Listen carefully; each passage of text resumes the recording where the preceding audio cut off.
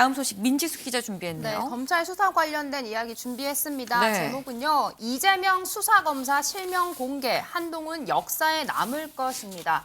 네, 지난주에 더불어민주당이 이재명 대표와 관련된 의혹을 수사하고 있는 현직 검사들의 이름과 사진을 공개했습니다. 네. 웹 대자보 형식으로 만들어진 이 내용은 민주당 유튜브 채널 등을 통해 퍼졌는데요. 네. 네, 이재명 대표의 소환이 통보된 바로 다음 날 이 박찬대 최고위원의 이 발언을 근거로 만들어졌다고 합니다. 직접 듣고 오시죠. 정치 보복에 국민의 삶까지 볼모로 삼은 검찰. 소는 대체 누가 키울 겁니까? 검찰 독재 정치 탄압 대책이 조사에 따르면 서울중앙지검 3개부, 수원지검 4개부, 성남지청 1개부 등 8개 부서의 60여 명의 검사가 이재명 대표 관련 수사에 올인하고 있습니다. 수사를 지휘하고 담당하는 검사들 대다수가 소위 윤석열 사단입니다. 네, 민주당 전국위원회에 뿌려진 이 자료, 이 대장동 의혹 수사 중인 중앙지검과 이 성남FC 의혹 수사 중인 이 성남지청 등의 이 지검장과 부장검사들 이름과 사진이 올라갔습니다. 네. 이 김의겸 민주당 대변인은 어제 이 수사와 검사들의 어두운 역사는 반드시 기록으로 남겨야 한다. 필요하다면 150명 전원의 이름을 알리겠다라며 추가 폭로를 예고하기도 했습니다. 이 한동훈 법무부 장관이 직접 입장을 표하기도 했습니다. 이번 명단 공개는 역사에 남을 것이라는 이 강한 표현과 함께 이 강경한 모습이 있었는데 먼저 직접 보고 오시겠습니다. 역사에 남을 것이라는 말에는 동의하고요. 다른 의미에서 동의를 합니다. 다수당이 힘을 이용해서 적법하게 공무를 수행 중인 공직자들을 좌표찍고 조리돌림하도록 공개적으로 선동하는 것이, 이렇게 그 과정에서 법치주의를 훼손하려고 하는 것이, 그것이 역사에 남을 것이라고 생각합니다. 듣고 오신 것처럼 다수를 앞세운 이 조리돌림이다라는 입장입니다. 이 공당인 민주당이 이 개인의 문제를 해결하기 위해서 이 법치주의까지 훼손하고 있는 모습이다. 강한 비판 내비쳤습니다.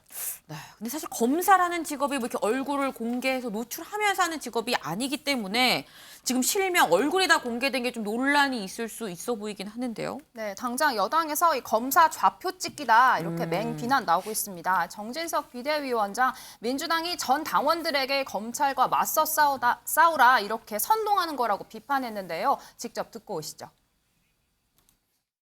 개딸들과 민주당 지지자들에게 좌표를 찍어 주었습니다. 사실상 전 당원들에게 검찰에 맞서 싸우라고 선동하고 있는 것입니다. 대장동 사건, 백현동 사건, 성남FC 후원금 의혹, 변호사비 대납 의혹, 하나같이 정치인 이재명의 개인 비리들입니다. 왜 제1야당의 이재명 대표의 야당 탄압 프레임에 제1야당이 들러리 서야 합니까? 왜 민주당이 이재명과 함께 자폭하려 하는 것입니까? 네, 주호영 원내대표는 이재명 대표를 감싸는 민주당을 향해서 일찍 수술하면 될 일을 미루다 보면 팔다리를 절단해야 한다. 라며 빨리 이재명을 정리하라 이렇게 네. 목소리를 높였는데 심지어 그마저도 실패해서 엉뚱한 사진으로 했다 이렇게 지적하기도 했습니다. 논란이 된 걸 찾아보니 주 대표가 말한 대로 이 웹 자보 사실과 다른 내용이 있었습니다. 이 중앙지검의 한 부장검사 이름에 엉뚱한 다른 검사 사진이 올라가 있었던 건데요. 이게 법조계에서도 좌표 찍기조차 제대로 못한 거냐 이런 비꼬는 반응이 나왔습니다. 민주당은 이 웹 자보를 게시판에서 삭제했다가 해당 내용을 수정해서 다시 올렸다고 합니다. 여기 이어지는 그 민주당 반응도 좀 같이 살펴보려고 하는데요. 민주당은 전혀 문제가 없다는 반응입니다. 네. 이 수사부서나 이 담당 정보 같은 거는 비밀도 아닌 내용인데 이를 공개하는 게 무슨 문제가 있냐라는 입장인 건데요. 민주당 박범계 의원 발언이 있었습니다. 먼저 듣고 오시죠.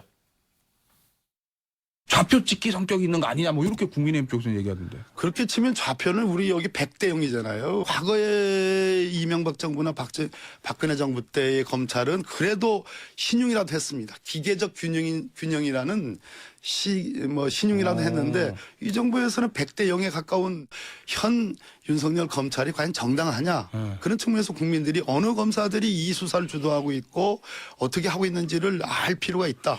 그런 알 권리 차원에서 이해를 좀 해줬으면 좋겠다. 이 수사의 정당성에도 이 의문을 제기하는 모습이었죠. 이 어느 검사들이 수사를 주도하는지 또 이제 어떻게 하고 있는지를 국민이 좀 알 권리가 있다. 이 알 권리를 내세우는 모습이었습니다. 이 마찬가지로 이 박용진 의원 그 반응도 좀 함께 살펴보실 텐데요. 네. 역시나 비슷한 설명이었습니다. 이 수사검사 또 수사 지휘부는 이미 다 알고 있는 내용인데 이게 무슨 좌표 찍기인지 잘 모르겠다. 이 다시금 확인한다 해서 좌표 찍기라 얘기하는 것도 이해가 어렵다. 이 모두 문제가 없다는 설명입니다.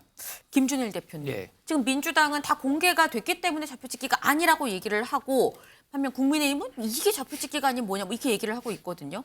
어떻게 생각하십니까?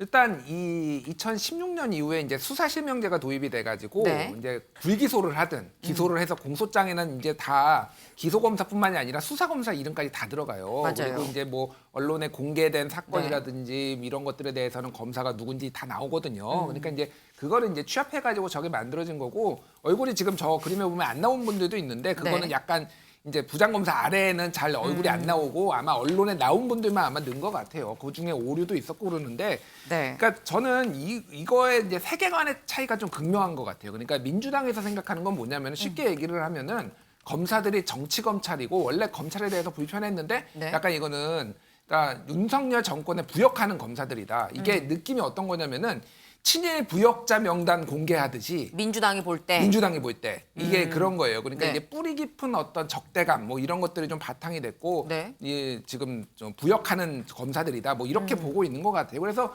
논란이 있음에도 불구하고 이렇게 강행을 했다라는 게 어떻게 보면 민주당에서 얼마나 검찰을 불신하는지를 좀 볼 수가 있습니다. 다만 이게 논란이 될 소지는 있죠 분명히. 이제 좌표 찍기라고 하면은 일반적으로 전화번호까지 공개를 해서 네. 여기 뭐 전화를 해라 뭐 근데 그런 것까지는 아니라고 해서 그게 이제 적절한지는 모르겠습니다. 그래서 어쨌든 분명히 논란이 됨에도 불구하고 이렇게 했다라는 거는 검찰하고 일면을 벌이겠다 계속 앞으로 뭐 이런 건데 글쎄요 이거는 검찰의 의도에 저는 말려 들어가는 게 아닌가 검찰이 가장 원하는 게 이런 게 아닐까요? 그래서 정무적 판단이 이게 적절한지는 저는 좀 동의하기가 좀 힘듭니다. 예. 네.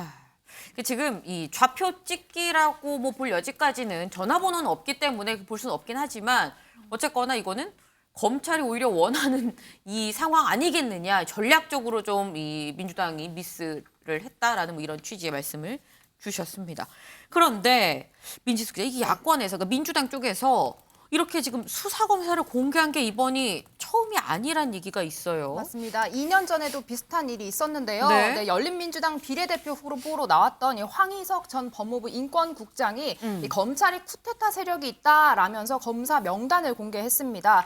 여기는 당시 윤석열 검찰총장과 한동훈 장관 등 이 정부의 부패 의혹을 수사했던 특수통검사 14명 이름이 적혔는데요. 네. 당시 해당 검사들이 법적 대응을 검토 중이다 이런 이야기도 나왔지만 네. 실제로 고소고발로 이어지지는 않았습니다. 했군요. 네, 이번에 이 민주당 명단 공개에 대해서 검찰은 어떤 입장인지 대검찰청 관계자 이야기를 들어봤는데요. 네. 일단 대검 공식 대응은 하지 않겠다라고 밝혔습니다. 그러면서도 이 부장들의 이름 검색하면 나오는 내용은 맞지만 네. 이렇게 민주당에서 모아놓고 공개하는 건 분명 의도가 읽힌다 이렇게 불쾌함을 감추지 않았습니다. 네, 지금 이 대검 반응까지 좀 들어보니까 확실히 이번 이 실명, 이 사진 공개를 한 게 검찰과 민주당 사이의 간극을 더 크게 벌린 것 같다라는 생각이 들긴 합니다. 근데 민주당이 지금 이렇게 논란이 일 걸 알면서도 불구하고 공개한 이유, 이재명 대표에 대해서 이 지금 검찰이 소환 통보를 했기 때문인 건데 강재묵 기자. 예.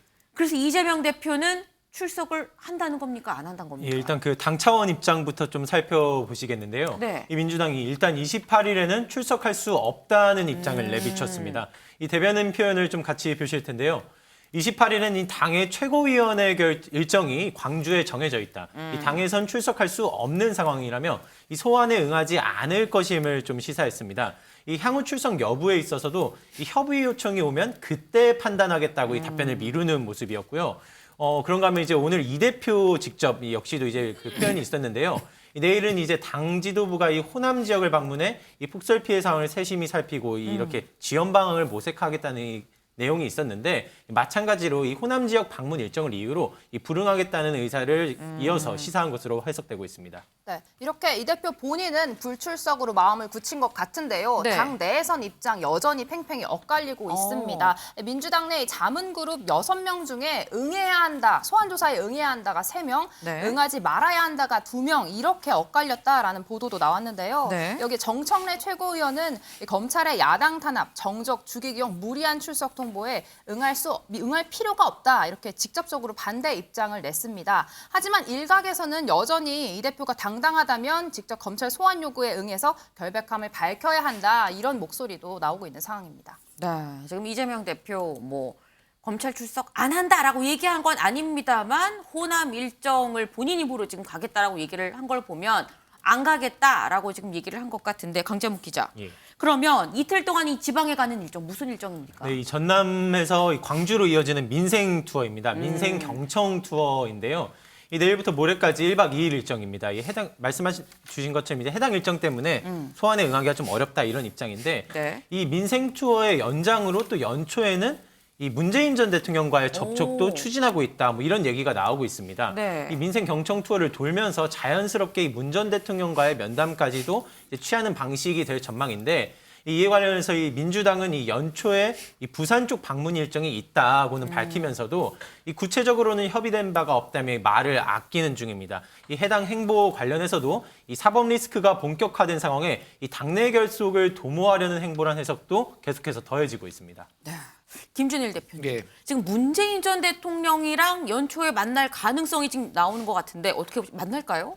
만나겠죠. 만나는데 문재인 대통령은 아마 원론적인 얘기 할 것 같아요. 이제 뭐 아주 깊숙하게 정치 현안에 지금 말할 상황도 아니고 그렇게 네. 잘못된 시그널을 좀 줄 수가 있어서. 근데 어쨌든 지금 그러니까 이재명 대표와 친명계의 그거는 이게 이재명 개인의 문제가 아니라 당 차원의 문제다. 왜냐하면은 문재인 대통령 전 정부에 대해서도 수사도 있고 네. 이재명 대표에 대한 수사도 있고 기타 등등의 수사가 있으니까 그래서 조금 당이 합심해야 된다라는 어떤 시그널을 주려고 그런 것 같은데 네. 친문계 쪽 제가 의원들 몇 분 얘기를 들어보면은 네. 복잡합니다 지금 속내가. 그러니까 아예 지금은 태도를 유보하는 상태. 뭐 이재명을 옹호해야 되겠다 아니다 네. 뭐 아니다 그런 것도 아니고 네. 지금 좀 복잡하게 좀 상황을 좀 관찰하는. 근데 그래서 문재인 대통령의 시그널이 어느 정도는 도움이 될 수도 있지만은 일단 어느 정도의 혐의가 입증되느냐가 가장 중요한 것 같아요. 이재명 대표에 대한 수사의 강도와 네. 그리고 소명 요게 지금 가장 핵심인 것 같습니다. 네, 이 문재인 전 대통령을 만나긴 하겠지만 그렇다고 친문계가 또 친명에 또 마음을 줄 것이냐는 또 다른 얘기 아니겠느냐. 뭐 지금 이런 말씀을 주셨습니다. 지금 이재명 대표 사실 취임 100일 기자회견도 안 하고 넘어갔는데 강재묵 기자. 예. 근데 지금 뭐 신년 기자회견은 또 준비 중이라는 얘기가 있습니다. 맞습니다. 이 내년 21일 예정 보이고 있는데요. 이 네. 설 연휴를 앞두고 이 신년 기자회견이 진행될 것으로 보이는데 이 당일 있을 메시지가 당연히 주목되고 있습니다. 이 말씀하신 것처럼 이 100일 기자회견 역시도 생략하면서 네. 이 사법 리스크가 심화된 상황에 대한 좀 신중한 반응을 좀 보이는 듯한 모습이었는데 이 신년 기자회견을 방점으로 이 리스크에 대한 본인 입장이 있을 것이다라는 예측도 나오고 있습니다. 강도 높은 발언이 있을지 주목되고 있습니다. 네, 지금 이 신년 기자회견에서 이 이재명 대표 질의응답을 받을 수밖에 없을 텐데 기자회견이라면 여기서 또 무슨 얘기를 내놓을지도 좀 주목해 봐야 될 것 같습니다.